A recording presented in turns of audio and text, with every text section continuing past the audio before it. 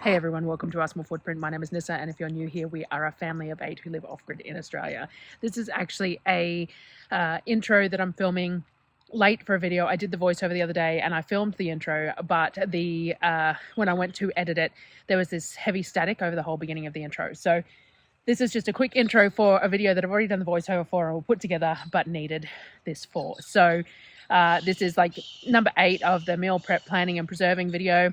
It actually has my birthday meal in it, which was chicken spring rolls and things like that. So we're still in end of May, mid to end of May, still a little bit behind. But yeah, I think this was like 8, and then the one most recent that I put out should have been 9, but then I had to flip them over because I had to redo this intro and it was already nighttime by the time I discovered it. And I wanted to get a video out, and you know, that's just the way it went. So another video, meal prep, planning, preserving, full meals during a 8 to 9 week grocery haul, and enjoy.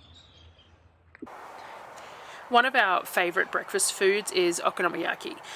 Now, we couldn't get cabbages for a couple of shopping trips there, or not very much. Like even this month, this particular supply run, I only got 2 large nice cabbages because they were $7.50 each, and then I managed to get a box of seconds basically. So these are some softer, not quite as fresh, wombok type cabbages and things like that, some sugar loaves and stuff like that, and they're fine, but they're not particularly crispy or crunchy, which is, again, is fine, but it just means that you use them for certain things. Like they're not going to be great for coleslaw or stuff like that. But what they will work for is okonomiyaki, which is a Japanese cabbage pancake. So all I do is I slice up cabbage really nice and fine, but you don't have to do it fine. You can do it chunky. It is personal preference with this dish. I think it's a wonderful dish to make how you like to eat it. So I shred up the cabbage. I like it really nice and fine and stringy because I like the crunchiness of it. And then we're going to make a batter with it. So I crush it all up, and then I normally put a bit of flour on it, mix the flour through it, add a drizzle of soy sauce, and then a couple of eggs.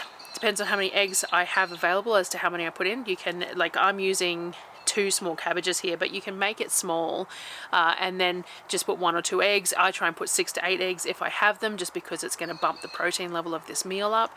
And then once I've got the eggs in there, I add flour and water as needed to make it into a batter or a pancake. Now there's going to be different preferences on the texture of the pancake. I have given an actual recipe for this. It is up on the website, and I will try and link it. But because I don't weigh my cabbage as such, and I'm not going to waste cabbage, like I'm just going to use half a cabbage or a whole cabbage or 2 cabbages or what I have, I don't necessarily stick by an exact ratio because I'm using the cabbage that I have. So I normally add a few eggs, as I said, a couple if it's only like half a cabbage, or I might add 6 if I've got a whole bunch of spare eggs, and a bit of flour and the soy sauce, and then I mix it up, and then I make my assessment from there. I put a big scoop of flour in, I mix it up and see what the texture is, add a bit of water if needed, and then you can get the batter. The batter is, as I said, it's a preference thing. I like mine to be lots of cabbage with a little bit of batter just to hold it together. Some people prefer it more like a fritter, so like a meat fritter and that, which is a whole lot of batter with just a little bit of meat flicked through it. So if you want it to be really pancakey with just cabbage strewn through it, you want more batter. As I said, I like mine just to be mostly cabbage with enough batter to hold it together, but not so much that you get no mouthful doesn't have cabbage in it. It's all got cabbage in it. I like to get it to a point where you can squeeze it and it will sort of hold itself together, but not have too much extra liquid coming off it. So as I said, it's really a preference there as to what texture you like it, and I would suggest just giving it a go and seeing how you want to change it, and you know, for what your preference is. You can add anything you want in here as well. You can add other veggies. We sometimes use shredded carrots, a bit of onions nice, a bit of garlic's nice, anything like that. But we tend to just keep it simple and use cabbage. It's a really good way to use up cabbage when we can get a whole lot of them. In the cooler months, we try and buy a bunch of them because I use them for heaps of different meals and they're a great filler. But we've been sort of rationing the ones that we got this month because we just couldn't get very many, and it's a bit sad when you can't get them, and I don't think we could get any last month, so we've been enjoying them when we do get them. With these you can serve them with toppings if you want. We'd like them with grilled chicken on top and things like that, but they don't have to be served with the topping either, but they are nice with mayo and ketchup mayonnaise. So I have stopped buying ketchup mayonnaise because it's fairly expensive, but also it comes in bottles that are really hard to make sure that you use all of them, I find, which annoys me. So I started making it. I did some Googling, and making ketchup mayonnaise is basically just 50% sugar, 50% soy sauce. You can use other flavors in there if you want. You can use some ginger and some garlic and things like that, but basic is just 50-50. Put on a stove until it turns into more of a syrup. So I have just been making a little pot of it every time we have something that needs it, and if we have used it all up, I use this on my fried rice, on the Okinomiyaki, all sorts of things. So I just mixed up some in a pan and put it on the burner. I tend to put it on the burner over on the side of the barbecue because it's a small burner and it doesn't get overly hot. So it's good to keep things at a low simmer. This will bubble up and spill over the sides of the pan, especially if you stir it. So you want sort of a high-sided pan or to stand right there with it. I normally assign a child to stand there and supervise it. So I got that going. I like to cook my okonomiyaki in a bit of oil. You don't have to, but I do like to because I like the edges to be crispy. I really like that cabbage to be really crunchy and crispy on the outside with the soft in the middle. I just prefer that as a flavor profile, as a texture profile, but you don't have to do that if you don't want. But I like to put some oil on my pan and cook them off at a high heat so that they crisp up on the outside. You cannot have them too high though, because you will burn the outside before you cook the middle, just like any sort of a fritter or pancake, zucchini fritters, anything like that. You do have to be careful that the temperature is low enough that it's on the pan long enough to cook all the way through. Once they're cooked off, we put them on a rack over a tray so that they stay crunchy and crispy, because as I said, that's how I prefer them. But we don't necessarily eat these all in one meal either, so they will go in the fridge afterwards, and the kids will eat them cold or heat them up, and they're kind of soft and flexible at that point, and they like them that way too. So the whole crispy thing is really just my preference rather than anyone else's, but hey, I'm cooking them, so I get to, and I get to eat all the little bits of cabbage that fall off the pancakes in the bottom of the pan and end up really nice and crispy too, and you know, that's the privilege of the cook. So as I said, sometimes we serve these with chicken and things like that. I'll see if I can find a photo to put in here of it served, because I don't think I've got it on footage, but sometimes we do it with chicken, sometimes we just do them plain. Drizzle of mayo. Kewpie mayo is really nice, but again, I don't buy it that often because it's a cost, where normal mayo, any mayo that I make, works fine too. But that savoury tasting Kewpie mayo does work really well with the ketchup mayonnaise, because the ketchup mayonnaise is quite sweet, but it's salty and umami, and it's really nice too. So the combination of both of those over these is really good.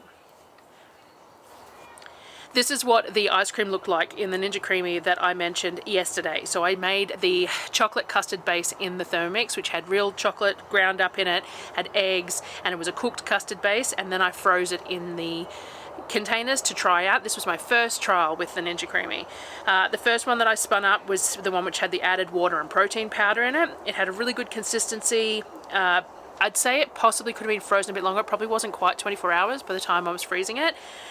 So it was a little bit soft, but looks just like ice cream. I did that on light ice cream, which gives it a 4-minute cycle, and it was a full pint of it, and it came out really well. The second one was the custard base with nothing else added, so it's a full pint of the custard base. I did it on light ice cream because it was low egg and it wasn't dairy and things like that, but I'd say that it's still more of an ice cream than a light ice cream, because it has the eggs and stuff in there, and it's still a custard, because it ends up being sort of a soft serve. So the light ice cream, there's a chart that tells you what the speed of the blades run and how long they take to go down and up and things like that. And the light ice cream spins faster and takes longer to go up and down. Light ice cream takes about 4 minutes. Ice cream takes about 2 minutes. So obviously that 4 minutes was just a bit too much for the custard-based ice cream, but I had assumed it would be classed as a light ice cream because it was dairy-free. But I suppose the eggs. So like the higher the fat and the more eggs in a dish, the higher the freezing point, so, well, the lower the freezing point, whichever way you want to talk about it, which means that it doesn't freeze as solid. So something that's more water is going to freeze more solid than something that has eggs and fat in it. So obviously the eggs and the fat kept that soft enough that even though it was similar to the other one, that water in the other one was hard, firmer, and anyway, we're still experimenting, which is why I'm just sharing these as I make them rather than making a separate video about them, because I'm learning. So once I've figured it out, then I'll share what I've learned and the flavors and stuff that I like. So we had to do the Cowboy Candy because I didn't get it finished the other day. So the whole pot I just stuck in the fridge. At this time in the month there was plenty of room in the fridge, so I just did that. I put it back on the stove and brought it up to a rolling boil and turned it down to a simmer before I can it, because we want to can it hot. I couldn't find my funnel with the narrower mouth. So these jars have quite a narrow mouth on them. 58 mil maybe, or 48 mil, I think it's 58. And I have this funnel that has black handles and it has a narrower mouth and it fits perfectly in jars like this. And I couldn't find it anywhere. Like I still haven't found it. I have no idea. But I couldn't leave this again. It was already been over a span of days it needed to go in. I went looking for all different things that I could use. I had the little spring-loaded one, but the Cowboy Candy has too many chunks in it and it wouldn't go through the spring-loaded one. It wouldn't go through the narrower funnel. Anyway, I could have changed the jars, but I really wanted to use these little square ones that I got on clearance from iWoohoo, because the whole point was that they were nice little small jars of Cowboy Candy, great for gifting, but also just a good size for it. So in the end, I used my my pour over coffee funnel. So it's ceramic, nothing's going to stick to it, it'll be able to be washed and it'll be fine, but I ended up using my pour over ceramic thing that I use for my coffee to fill the jars. I do normally use my little pesto jars for this, but I would have had the same problem regardless. And as I said, I bought these little square ones because they were on clearance and I really wanted to use them. When I received them, there was a few broken jars in the packaging, and iWoohoo was great about it. I contacted them about it, but there was a few jars that were broken in the packaging, so I checked them all before I used them this time. But I did miss a couple, which we'll see afterwards. I filled them all, cleaned all the rims with white vinegar and put the lids on firmly. I put 2 full layers into the Presto. I'm going to steam can them in there. So I also filled some 375 to 500ml jars, the honey molasses jars. I think they're the 375. There might have been a couple of 500ml ones there. Because when I'm doing things like marinating bulk chicken or making sausages, I use a larger quantity in one go. So these can be used for that rather than me opening more than one of the small jars for that purpose. I ran 2 loads. Between the first and the second, I topped up the water with tepid water to take it off the boil, but also make sure there's enough water to steam the entire time as required. 2 layers in both times. Lid goes on. When it's a steady stream of steam, that's when I start my canning time. I believe I did the first round, which had only the tiny jars in it, for 15 minutes, but I think I did 20 minutes for the one that had some of the larger jars in there as well. They're all under a pint, so they probably still could have done with just the 15, but I did that little bit extra because there were some larger ones in there. I did, as I said, I had a jar break in each load.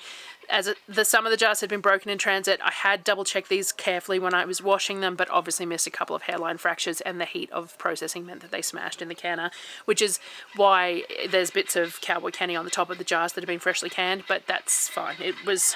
That's life. I lost a couple of jars worth, but you know, I have plenty more anyway. For dinner that night, we had a green chicken curry. Super simple, but just tasty. I still had some fresh veggies to use at this point, some broccoli and beans and that. I chopped up all the vegetables into uniform size. I use a few different curry pastes depending on what's on sale and what I access at the time. We quite like the Valcom one, but it's fairly expensive unless it's on sale. I got suggested to use the Mr. Cheng's, which is quite cheap, and it's not bad. It's very mild though. So I use a whole jar and it still feels a little mild because we bulk up with lots of liquid, but it's not bad. Or I use this little Mazery one, which can be a little warm for the kids, but it's really, really flavorful, and it has to be opened with a can opener. It doesn't have a ring lid or anything, and that's fine. We have a can opener, but it gets used so rarely that sometimes I go to find it and I can't, so that drives me a bit nuts. But the red curry and the green curry in this Mazery brand are very, very flavorful. I was actually looking at a bulk place to purchase some from, along with a couple of other Asian ingredients, potentially that I could decant into other things and put on the shelf. I saw one that had a huge, like a 3 kilo tin of hoisin sauce, which I thought would be amazing because hoisin is quite expensive. But I went to go to the website this morning while I was doing this, and the website's down for maintenance. So hopefully it comes back up and I can order it in time to go to Mum's before I go there. Now that Mum's working from home, I can get some things delivered to her, which is great because they get free shipping to go to her instead of coming to us. So we'll see. I make this a bit however I feel like it with whatever I have. Like, it's a green curry, but it's non-traditional. But it is similar each time. I fry off the curry paste in a bit of oil, add coconut cream, bring it up to a boil and let it thicken a little. Add the chicken in until that's cooked. Normally add more coconut cream. Add all the veggies, taste it, decide how much heat it has as to what else needs to be added and how wet it is depending on how many veggies are crammed in there. I added some Vegeta dissolved in warm water in this one, so some stock. I just didn't have any stock on hand because we like that liquid. I also add some fish sauce, some soy sauce, normally a pinch of sugar and some lime juice, a bit of salt, and then let everything get tender. We do like our curries quite wet because I really like it to be a wet curry over my rice. I had cooked some coconut rice, I don't think I've shown it here, to go with this. I do that in absorption method in a pot. I use coconut milk powder and water for the liquid that the rice is cooking in, and then depending on what I've got available afterwards, I might pour some fresh coconut cream from a tin or whatever over the top of it once it's cooked to make it nice and wet, because again, we like that coconut rice to be kind of wet and gluggy. It tastes nice with the curry, and it tends to cut the heat down a little bit. I might add a little bit of sugar if it needs it, things like that, just to make it nice and tasty. The next day I had the rest of the pork that I had minced up to work with. This was the day before my birthday, so the plan was to cook it off as spring roll filling. Then tomorrow I could make up the spring rolls as dinner for my birthday. So basically the same as the egg roll in a bowl that I did the other day. It's cabbage and oyster sauce, a bit of cornstarch, mushrooms, a good mix of crunch and meat, and some of that umami flavour to come through in the pastry. You can use any sort of shredded vegetable you want, corn, bean sprout, carrot, bean sprouts, anything like that. We had the cabbage to use, and that's the standard sort of thing, but you can use anything you want in here really. It's going to be wrapped in pastry, which makes everything tasty. You want the texture of it to be nice and thick and kind of sticky. You don't want too much excess watery liquid because that will impact the pastry. But we're also going to chill it overnight, which it'll thicken up a little bit in the process, and it'll absorb some of that liquid as well. And that way it won't tear the pastry when you fill it if it's cold and not too wet. So I can't wait to get the kitchen worked on as the next task.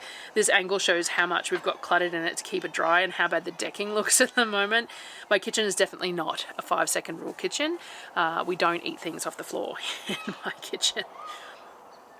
I cooked it all off and spread it out on trays to chill and dry out in the fridge, and then put it in containers for overnight storage as well.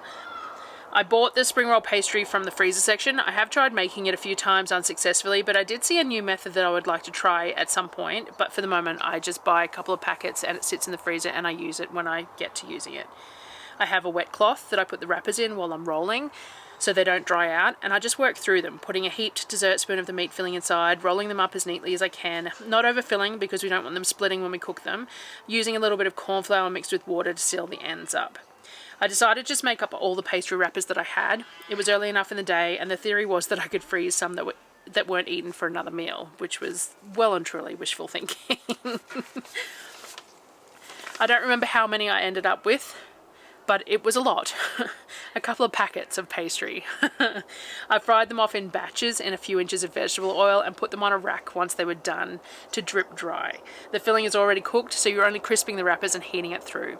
You can bake these in the oven, put them on a baking tray, spray them liberally with oil, and cook them in did I say put them on a rack? Put them on a rack over a baking tray in the oven, sprayed liberally with oil so that they crisp up. But the point here was that I was going to have extra, and if I was going to freeze them, they're better off being deep fried initially and baked later, like my buttermilk chicken. So the idea was that if they were deep fried now, we get tasty ones now, it's my birthday and everything, but also it means that they will heat up better a second time around because they're all that oil in the pastry. They were a good size, lovely colour, and lovely and crispy. It was decided, however, during the process of cooking them, that it probably wasn't enough for a full meal, the spring rolls on their own, and I didn't have any rice to turn into fried rice or anything like that. So I cooked off some buttermilk chicken as well. It just was easy. I grabbed a bag out of the freezer, threw it on a rack and stick it in the oven, and then we had sort of like a finger food plate for dinner. Some Cowboy Candy mayo to dip the buttermilk chicken in, and some of the sweet chili sauce to dip the spring rolls in as well. So that is what I ended up for my birthday dinner. That was my choice, and that's fine. It was a lot of work, but you know, and there was none left over to freeze. They were eaten all in one meal, which happens a lot these days. I make a batch of what I feel like should be more than one meal's worth, and it isn't. It never is. So we're still learning. That's part of this whole food increase, winter, age increase. It's amazing. The food, I'm keeping notes of what we're going through because it is so different to normal. And part of that is because this is a 9-week trip as well. The longest we've done is 8, but we were doing sort of 6, and then we bumped it to 8, and then we bumped it to 9, and it's making a big impact on how the food is consumed, and then with the cold weather, and yeah, so I'm going to get into all that when I do the planning video that I normally do. I've been filling out my planner of figuring out. There's also bits and pieces that I want to buy this month that I don't normally buy for, like the Ninja Creamy. So I'd like to buy some Nutella. I don't normally buy it because it's got dairy in it, so the kids can't eat it. I do make a homemade version of it, but not very often because it's just unnecessary. But I did at Christmas time because I did one of those puff pastry Christmas trees with the Nutella spread, but I'd like to buy myself some Nutella to try in Ninja Creamy because apparently that's really nice blended through.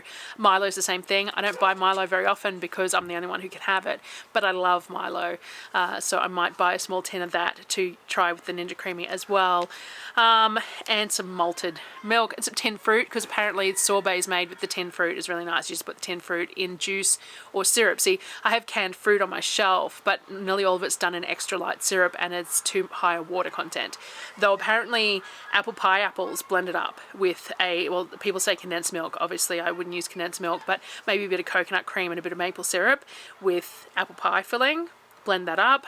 Gonna give that a go. So there's a few things on my list that I wouldn't normally buy that are extras, but I'm also bumping up the quantities of a few things. So I'll go into that when I'm doing the planning. But other than that, that was another video of food, and I have a second lot of, oh look, I've got schoolwork on the back of my, on the back of my notes. I'm going to film a second set of voiceover right now, try and get these videos set to go days running because I've just been just haven't got stuff out. So if I get these 2 days running and keep on going. I still haven't done the 6-year video that I was going to do with the FAQ and things like that, so it's all just, anyway, I will see you guys on the next video. Thanks for watching.